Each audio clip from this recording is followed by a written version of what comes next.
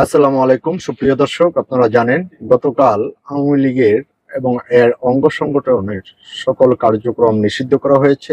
ছাত্র জনতার আন্দোলনের মুখে উপদেষ্টা মণ্ডলীর জরুরি এক বৈঠক শেষে গতকাল এই নিষিদ্ধের ঘোষণা আসে। আজ এই আওয়ামী লীগকে নিষিদ্ধ করা নিয়ে একটি বার্তা দিয়েছেন এনসিপির আহ্বায়ক নাহিদ ইসলাম। আমার সংবাদে রিপোর্টে এসেছে, নিষিদ্ধ আওয়ামী লীগের নিবন্ধন দ্রুত বাতিল করতে হবে। আওয়ামী লীগের কার্যক্রমই নিষিদ্ধ করলে হবে না এবং এর নিবন্ধনও বাতিল করতে হবে। কিভাবে, কি পর্যায়ে বাতিল করবে? আর নিবন্ধন বাতিল করলেই কি আওয়ামী লীগ শেষ হয়ে যাবে? আওয়ামী লীগ ঘরানার যে মানুষগুলি বাংলাদেশে আছে, ওই মানুষগুলি কি তাদের চিন্তা চেতনা পাল্টাবে? চলুন বিস্তারিত জানি। জাতীয় নাগরিক পার্টির এনসিপির আহ্বায়ক নাহিদ ইসলাম দাবি করেছেন, নিষিদ্ধ ঘোষিত আওয়ামী লীগ এর নিবন্ধন দ্রুত সময়ের মধ্যে বাতিল করতে হবে। একই সঙ্গে সারা দেশ জুড়ে যেসব ফ্যাসিস্ট গণহত্যাকারী সক্রিয় ছিলেন তাদের দ্রুত বিচার করে বিচারের আওতায় আনার আহ্বান জানিয়েছেন তিনি। রোববার 11 মে সকালে এনসিপির ভেরিফাইড ফেসবুক পেজে দেওয়া এক বিবৃতিতে তিনি এসব কথা বলেন। নাহিদ ইসলাম জানান, বিপ্লবী ছাত্র জনতাকে অভিনন্দন, সরকারকেও সাধুবাদ।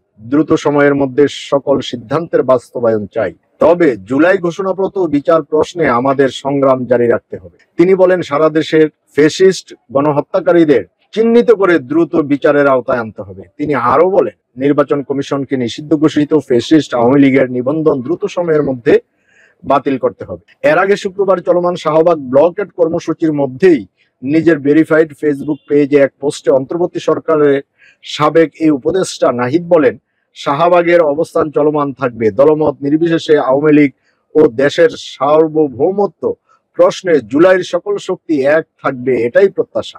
ঢাকা শহরের বিভিন্ন স্থানে ব্লকেট চালু হয়েছে।